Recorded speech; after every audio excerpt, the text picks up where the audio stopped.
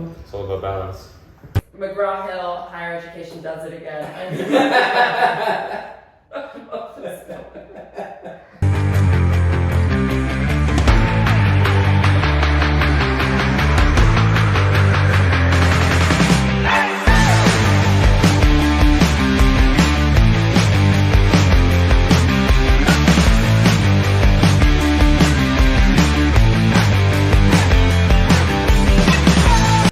Tell us about what you're wearing.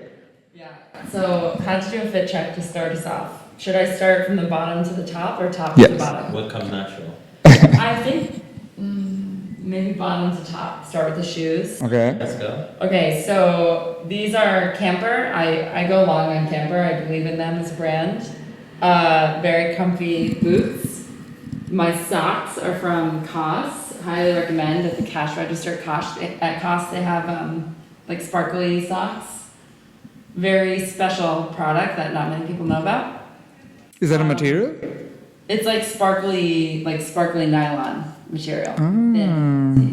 Oh. Yeah. I don't know if that's my style, but I can imagine you the wearing pants, sparkly stuff. These are vintage St. John knit pants, and they actually were my mother's. They were part of a St. John suit. She used to work in banking and had to wear a suit every day.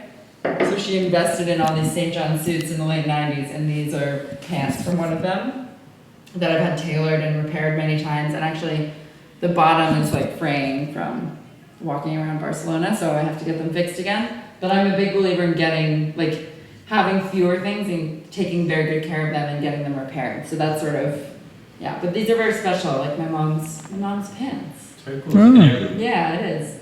Yeah. And then what's next? I'm wearing like a tank top here that's from a brand called Floor that's based in Amsterdam, and just makes very nice, simple cotton basics. You can't have too many basics. No, it's actually pretty good. This jacket is vintage Yohji Yamamoto from, I believe, fall/winter 1996. And it's a very special archival piece that I've also had to get repaired several times. And not this exact jacket, but this jacket from the season, Carolyn Bessette Kennedy actually owned. And there's photos of her wearing it to some event. And I found it at a vintage store in New York called James Valoria. And it's probably my favorite thing that I own. And it's I didn't even spend that much on it. It was like a steal, but it has it's very austere and kind of, there's hard ribs here, and yeah. So I honestly packing it for Barcelona. I was worried I would damage it because it's so fragile. I always think of her as Onassis, first and foremost. Well, this is JFK Jr.'s wife, who tragically died with him in a plane crash. The younger. Off the coast of Martha's Vineyard. The younger Jackie Kennedy, not the older Jackie. No. They're both Jackie Kennedy. No. There's Jackie Onassis. Yeah. Which was the last name came from her second marriage. Yeah. She was married to JFK, JFK. Yeah. Her son is JFK Jr. JFK Jr. married Carolyn Bessette. And then Carolyn Bessette changed her name to Carolyn Bessette Kennedy. Right. And she wore... And she owned And this. they both tragically died. Yes. Along with Carolyn Bessette's sister. So wait, this is, you said 1996. Yes. So this was made in 1996. Yeah. It's just been... ish. The whole jacket, yeah. And these, honestly, probably too. So you would say the 90s are back? Oh, they've been back. They're for sure. So wait, what got... I mean, you obviously... Clearly by your style, you're into fashion and you like clothes. Yes. What got you into it? You said your mom. These are your mom's pants. Mm-hmm. So is it something that you and your mom shared? Love for fashion and love for things. Yeah, I think I like it more than her. I think I just I don't know. I think I just figured out along the way that that's how I would like to express myself. To fashion. Yeah, and I can't imagine not liking clothes. It's so much fun. It's very playful and entertaining. But sometimes it's annoying because I like clothes a lot and I hold a very high standard for myself of how I dress. So sometimes when I'm in a rush and I can't put it together, having an outfit on that I like actually really affects my day. It makes me feel more myself. It makes me feel like I can express myself in the most authentic way I can. And if I feel off, like, everyone has a thing in their life where if it's off, they don't They don't they're not feel able to themselves. perform, as it were. So for you, it's what you wear. For sure, yeah. And you don't like, would you just, if you're feeling lazy or in a rush, like just throw on the ESA hoodie and just like a I pair would- of pants and call it a day? You physically can't, like, because some people really like clothes, but like they Yeah. still have that sort of side of them. Okay, like, or like, I guess they go for cooking. Like some people really like to make nice elaborate meals, but occasionally you just want a frozen pizza. Yeah. But most people, once they become really into something, they kind of leave that Yeah. behind. If that makes sense. I think you won't see me wearing that ESA hoodie on campus. I've been wearing mine a lot, even though But- I don't like clothes to the same extent as you do, but I do like clothes, but I Yeah. also like comfort, so it's like, Right, depends on which side of me. But I guess this is also for you is comfort, right? Like Yeah, you don't sure. you don't make that choice between style and comfort, or do you? Sometimes I do, but for me, it's kind of embedded in my wardrobe. Like most of the things I own are comfortable. I don't have a lot of uncomfortable clothing. Like I walk so much. I think having like your feet be uncomfortable all day is not really. Mm.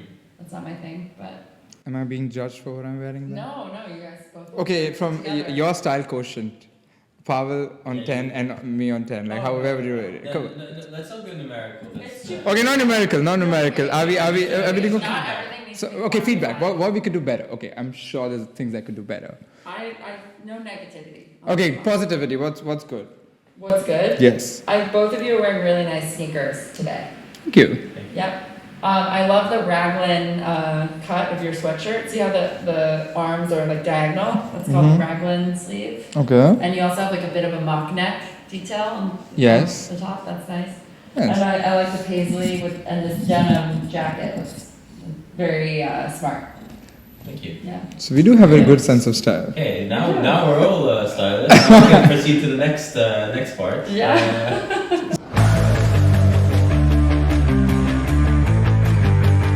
So, okay, this is something that I wanted to ask you ever since your birthday party. Which was last Friday, and it was.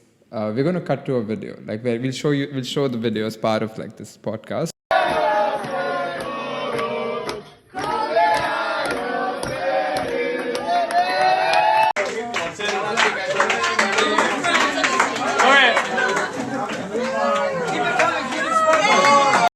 Was that one of your most special days at ESA this in the last 4 months, would you say?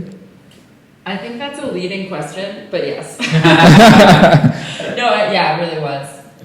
I think because a year ago, I was celebrating my birthday in New York City, and I chose a Spanish restaurant to have just my closest friends come and do dinner. And you had no idea to be at the ESA, so the Spanish restaurant was a coincidence. No, Or you I so wanted ESA and was Okay. working so hard at the time, studying for the GMAT. I didn't apply until round 3, so I was, in January of last year, I was still in GMAT mode. And it felt, I knew I could achieve it, but it still felt pretty out of reach. And I think now a year later, to have the friends I was with last year when I wanted this so bad, and then to be in the moment that I got it with all these new people was a very nice, like time collapsing on itself, and It's like full it was circle, very right? rewarding. Was there something that you wanted to be when you were a child and a teenager, and where you stand now, and how close or far you are from your goals or what you wanted to be? Yes. I guess I would describe my childhood and teenage years as having a lot of phases. So I'd say 6th grade, 7th grade, I wanted to be a professional surfer, even though I'd never surfed. Hey, I wanted to be an astronaut, so. And the way I, prepared for that occupation was by shopping at PacSun and buying Quicksilver and Roxy clothes and wearing, like that was Just pretty the much, job you want, not the job you have, basically. literally, yeah. Okay. Have you tried wearing a spacesuit? I can recommend it. I wore one for. You You did? could go to space camp and do, be in a simulator, do love that. zero I didn't G. wear a real spacesuit, but I wore a spacesuit in my team's video. I wore Jaime's motorcycle helmet and I pretended to be an astronaut. Yeah, but that's not that. That is nowhere near a space It suit. was quite fun though. I recommend it. Anyway, so yes. So yeah, I had phases. So Surfer Girl was one. When I saw the movie... How old were you, Surfer Girl? Surfer Girl was like 6th, 7th grade. So Okay. 12, 13 years old. Okay. When I saw the movie Harriet the Spy, I wanted to be like a PI, like a private investigator. I'd say the big one, and this was through my teenage years, was I really, really wanted to be a DJ. And at the time, being a DJ was definitely a popular thing. Like it was kind of coming up in the culture. That was when I got my first iPod in 7th grade. I had been downloading music forever. In high school, I was like figuring out how to make playlists for myself, and my dream was to like DJ for my friends. Okay. But actually be a famous professional DJ. At one point, I actually really wanted that. And now I think like if I go to a party, I just enjoy playing music for people or like curating it for people. And also spying on people. And spying on people. Yeah, exactly. With like a tool belt. So yeah, I really wanted to be a DJ, and I also used to really look up to MIA, and I used like her style. I used to emulate her style quite a bit. Yeah, Style as in... like, I know. So this was in like 2008, 2009. Never meet your hero. So. Right, yeah. MIA was super cool. She was super cool. And now how far, like, is that still part of your like plan? Like, would you want to do, because everything that you name, so like MBA is so far off from, let's say, a surfer or a musician, like a DJ, and definitely PI. I mean, unless it's still on the table. Yeah. But do you see yourself? I mean, how did MBA come along? Like, because MBA is a more conventional route, right? It was something that you still wanted to do, so it's not something that you were forced to do. Yeah. Because a lot of people here are forced to do an MBA. You still wanted to do this. Oh yeah, I wanted to do it. I think in my life as I've gotten older, I've been very flexible in whatever context I'm in. I'm pretty good at adapting to what good looks like in that context, or like I'm good at finding my way to what I really want in every context of my life. So when I was in college, I wrote poetry, and I thought I would go there was one point where I thought I'd go get a PhD in comparative literature, and then realized, no, I don't think I want to do that.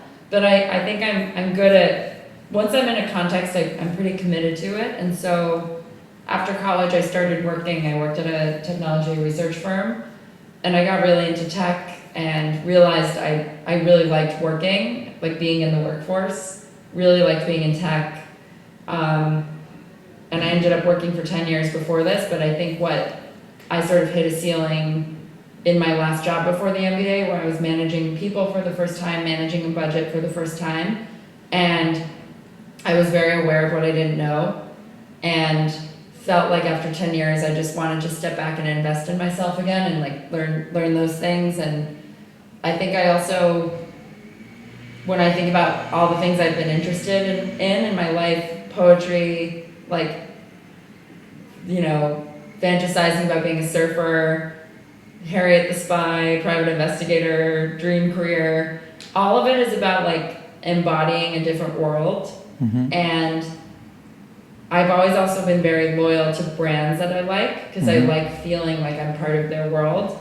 And for a very long time in my adulthood, I've just wanted to be one of the people on a marketing team at a brand who's doing that for people like me. Like I just want to make a brand that people are obsessed with and want to just embody and be a part of, the same way that I felt when I was obsessed with, like, again, being the surfer girl, or like being MIA or something like that. Like I want to just position myself to be able to do that, and the MBA is a way to pivot out of the B2B tech world I was in and finally go work for a consumer brand, which I think is really what I'm meant to do.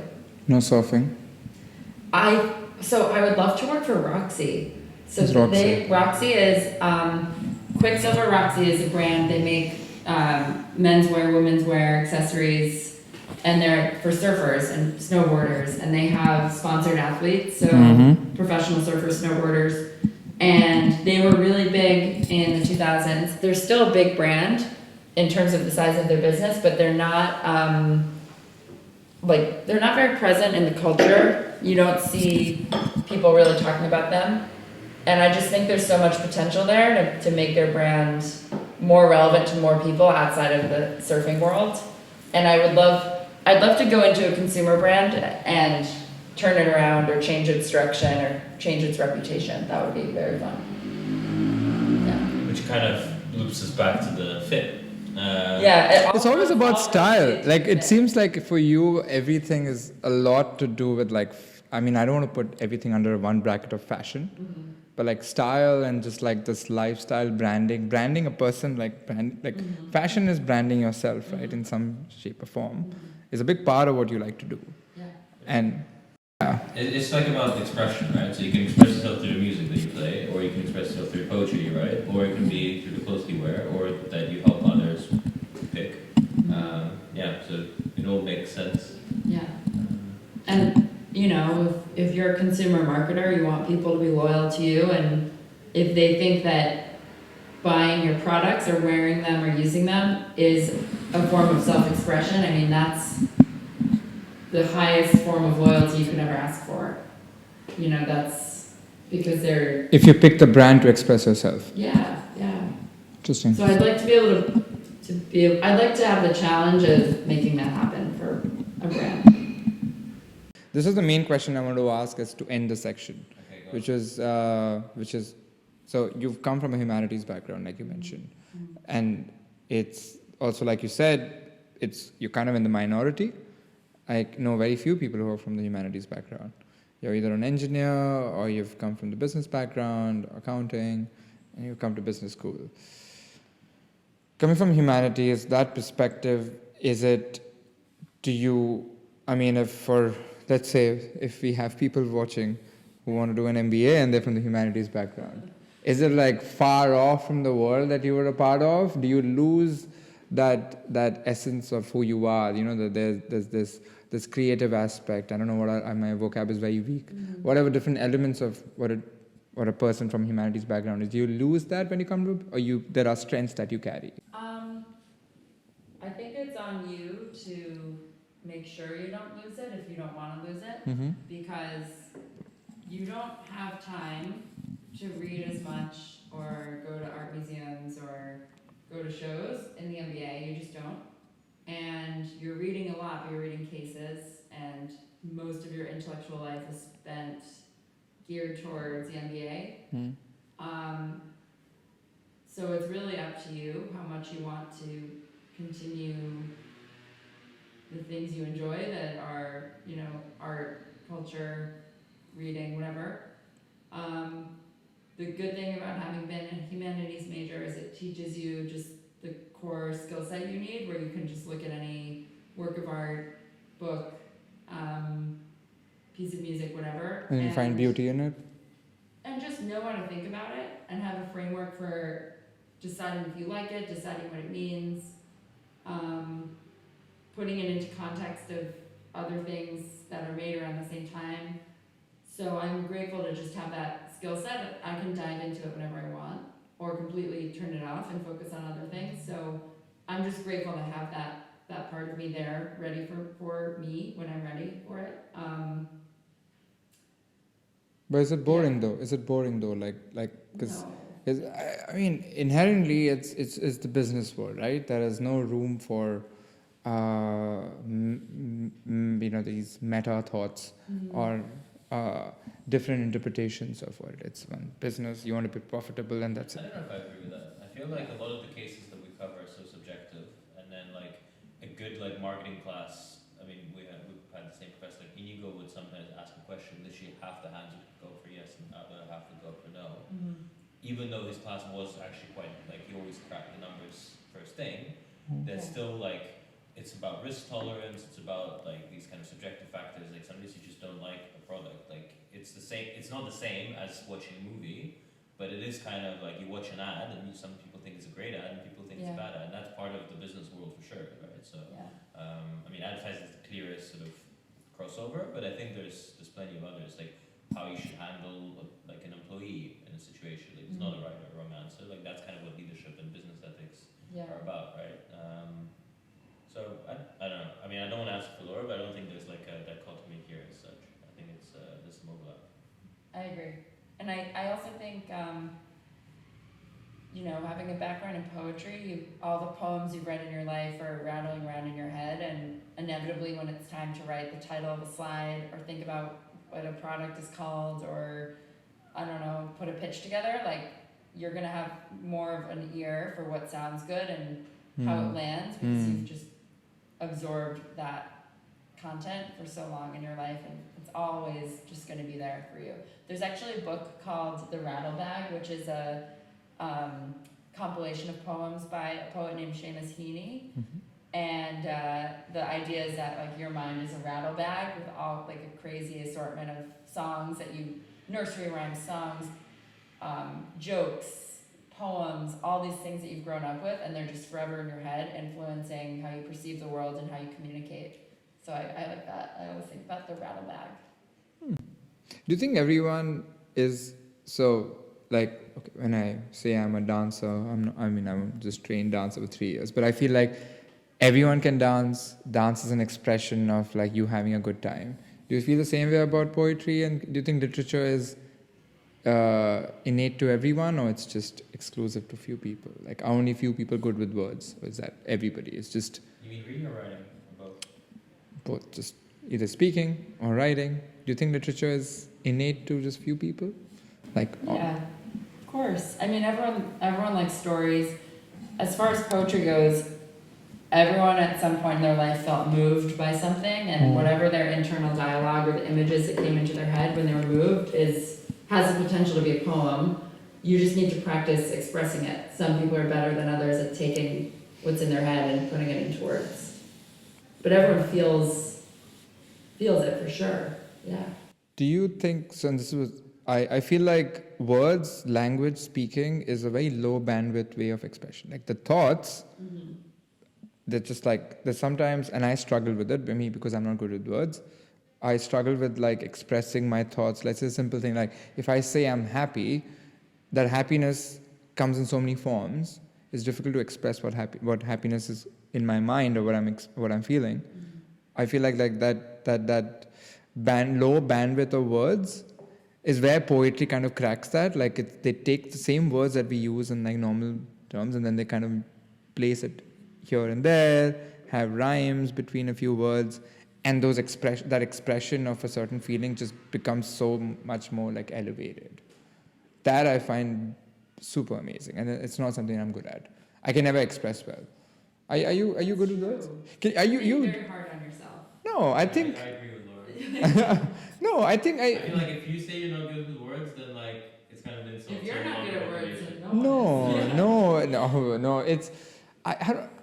I'm not good with words to like express something. Like let's say if I had to write a love letter for someone, I will be terrible at it. Like, but my feelings will never be captured the way it is in my mind on a piece of paper. Yeah. You think you'll be good at it if you have to express your love for someone?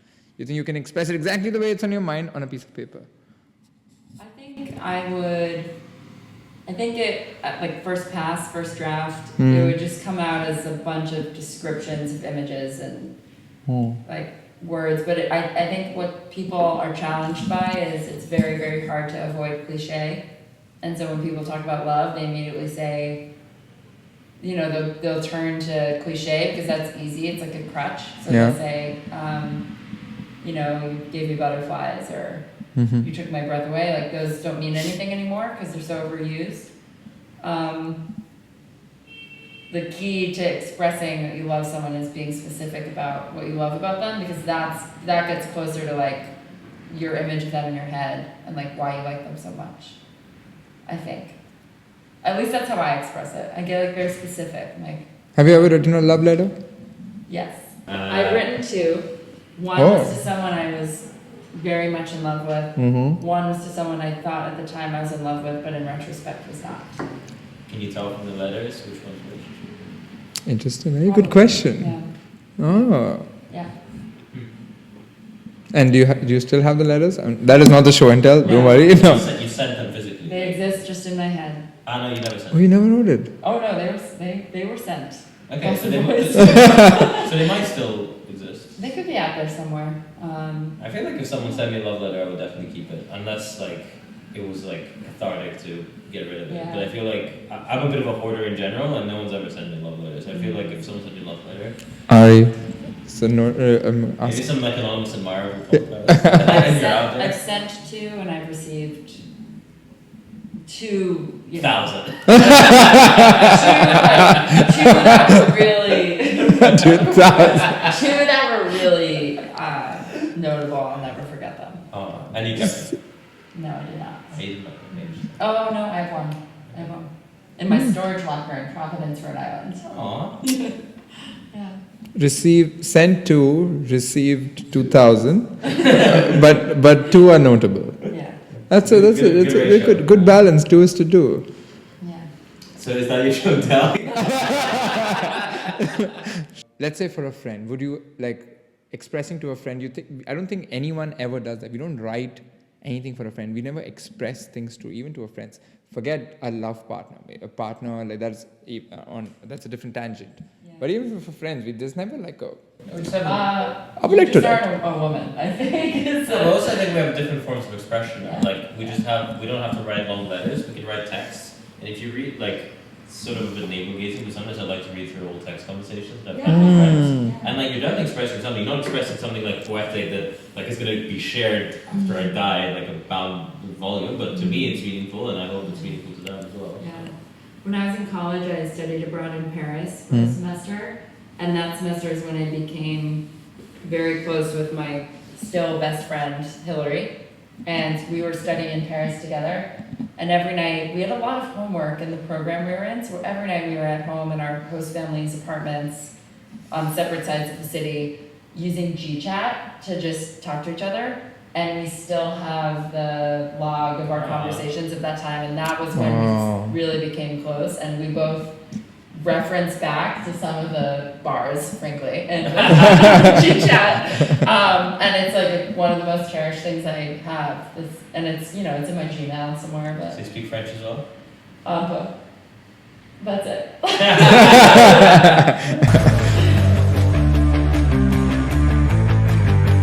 Okay, so my first object You found it through all along. so this is for those listening on audio, this is a picture frame, and in the picture frame is a napkin. The napkin is from a restaurant in New York called the Odeon, which is in Tribeca. It's like a kind of a French-American restaurant. You can get a great burger there, martini, oysters. It's sort of where over the last 10 years living in New York, where my friends and I would always go on special occasions, or we'd sit at the bar on like a Friday evening and have a martini. Like it was just the spot. This napkin, which it looks like a napkin from afar, my version of it is actually a facsimile. It's a photocopy of a napkin. So one night we were at the Odeon. It was one of the nights there where we just, we were there for like hours. We had martinis, burgers, just laughing, like just great memories with my best friends at home. And we met these 2 guys who are a little older than us, who were very friendly, very platonic, easy conversation. And they just started giving us all this dating advice and life advice. And we just kind of wanted to capture that we met these 2 people who were they were random. Wisdom. Yeah, like random people at the Odeon.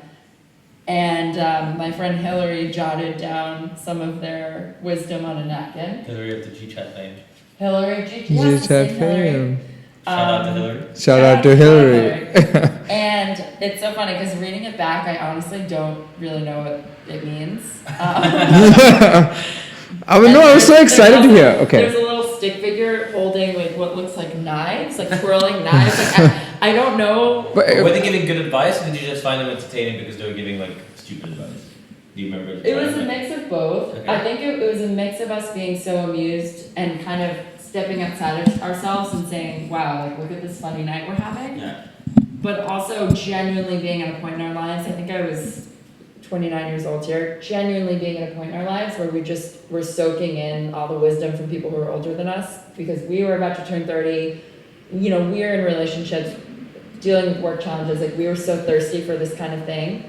I'll never forget they referred to guys in the New York dating scene as cats. like they kept saying there's cats out there who are gonna take you out to dinner and then stop talking to you. Because usually they say In dogs. the 40s. No, that's why it's so funny and kind of anachronistic. Yeah. So anyway, my friend Hillary has the original napkin. I have a facsimile, a photocopy, and then my friend Molly has another copy. It was the three of us together. That's really sweet. And before I left to move to Barcelona, we went together to a frame store and got these made. So they all have one. And That I is have so one here. special. Yeah. And That you is- got to keep it because it's her handwriting. She was the proprietor of the napkin. So Is there? Let me see if I can like decipher anything. why that- don't you read the words with no having only No the context context. I just gave you Okay. The mess of the oh dear. Two friends, 36, 37, out for Negroni plus drinks. Is that those guys? G- So they weren't even that much older. They were just, okay. GQ fashion gang plus friend, engage, dating advice. Values align. So values need to align. I Yeah. guess if you're going to date someone, your values need to align. That's I good agree. advice. That's a good advice. Check that box. Timing. It says timing. It's not night until it's night. Oh. I don't know. I know there's a deeper meaning to it, but we haven't had enough martinis and Negronis to like Yeah. really think about it that deeply. It's not nine. Oh, is it like saying like it's not over until it's over? I think it's not good until it's good, or it's Ah, like if it's Don't rush things. Yeah. don't rush things. So I guess that makes sense because the timing makes sense. It's like the timing of don't rushing it. So it's not nine until it's night. No control leads to more wild nights. The Christmas tree, no control leads to more wild nights. I guess you can apply it to dating life as well. If you lose control of your values, you kind of have like wild, not in a good way, dating experiences. Or like in business analytics, if a variable is not in your model, it won't be a straight line and it'll be out of control. The regression line, yeah. The Christmas tree analogy. It's not been explained, so I guess it's beautiful moment. Something friends and then cats. There's cats. Cats are here. Cats and like. I like cats. I like the term cats more than like actual cats. And this is the perfect ending. There's always there are always more cats. There are always more cats. There are always more cats. There's always more jobs, there's always more cats, there's always more cases. I've heard that guys in your dating scene are kind of like more dickish than the average guy in anywhere because they have a bit more, like there's a bit of a power amount, like there's not as many efficiencies, like there's women outnumber men in those New York dating circles. Is that? I don't know for sure, but I've heard that might be the case. I don't know. I don't know. I think dating is just hard everywhere, and New York just happens to be talked about more than other cities. I mean, there's a lot of people out there, and some will be really nice, some will be really mean, exactly. and it's hard to tell Yeah. from the first meeting what the person's going to be like when like Yeah. it's going to try. Yeah. And if you meet a bad cat, there are always more cats. There are always more There are always more cats. So my second object is a book I really love that I made sure to have here with me in Barcelona. It's called Finance for Managers. I hope you have a copy for everyone. Yeah, I do. It's by Eduardo Martinez Abascal.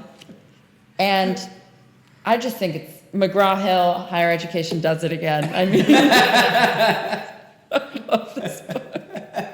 It's such deep meaning. Like, and you've gone on. No, but hear me out. Okay. Okay, so I talked about earlier how in my last job I sort of hit a ceiling where I was like, I know what I don't know. I need to go to business school, invest in myself, and learn this stuff.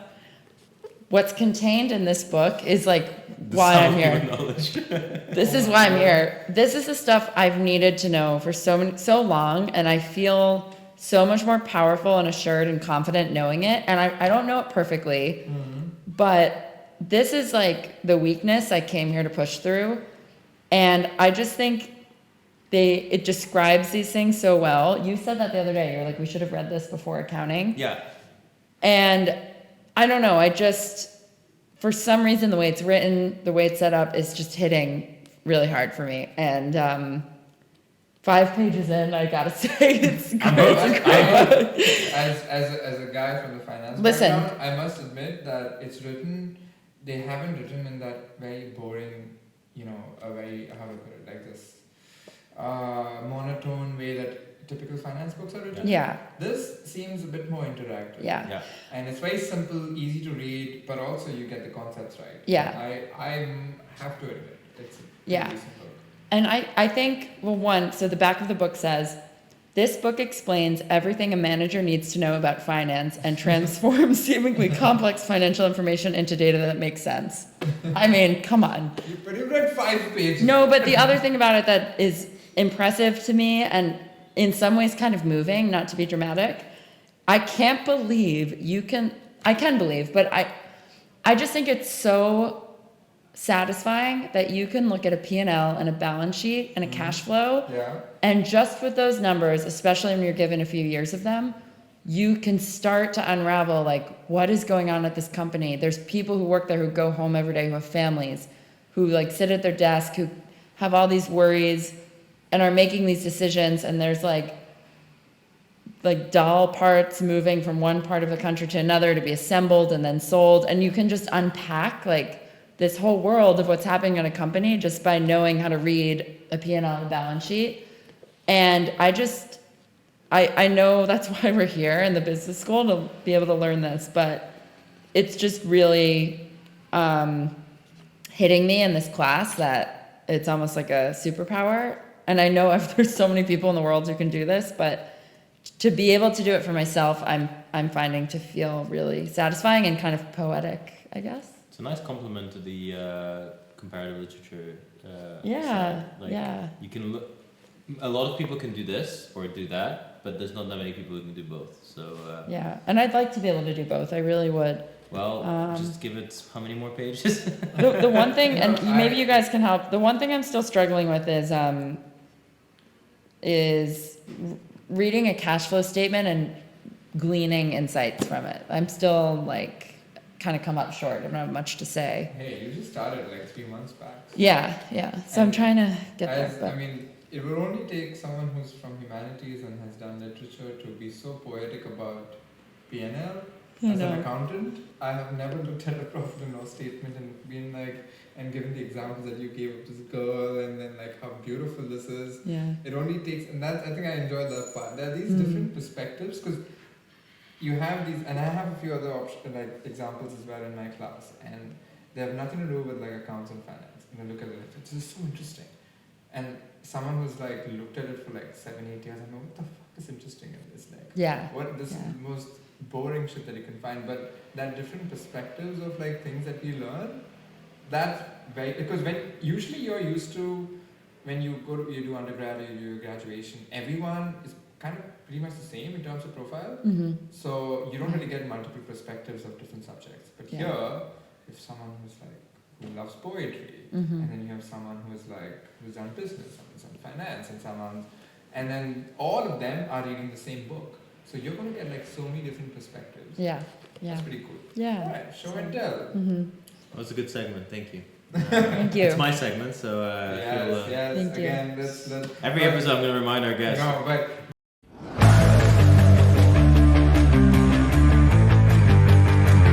and now we come to the final segment, which is Final Aryan's segment. baby. Yes. He has a very easy question for you to finish, so I'll let him ask.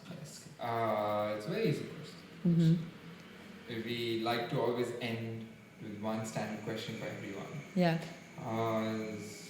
And I'll ask you this question. To ask you, for you, what is the meaning of life? Well, to continue our prior conversation, I think the meaning of life is to love people and like tell them by way of sending them a love letter, maybe. I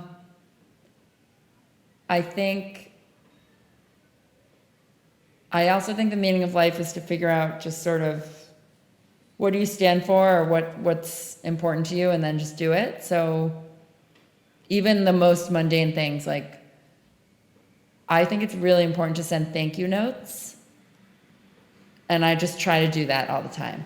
And like the meaning of life is if you've identified that something's important to you, are you doing it? Are you getting it too? That's sort of it's a little bit golden rule, like treat others as you'd like to be treated. And when I listen to music, I feel like every time I listen to music, I feel a little bit closer to the meaning of life, which is to feel good and have joy. So yeah, love your people, tell them you love them, find whatever works for you, ways that give you joy that are of course healthy and, approved by the powers that be. And, Good caveat.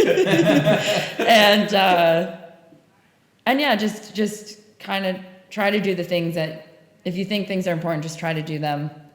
Send thank you notes, express yourself. Like if you feel grateful to someone, just tell them. If you like someone's outfit, I swear, if you like someone's outfit and you tell them, you'll make their day. I really believe. When people tell me they like my outfit, it really makes me feel good. And I always try, like when I see someone who I think has a nice outfit on, I just say, I love your outfit. Okay, well, today was the first time I've heard you say you like my outfit, so I need to Okay, I gotta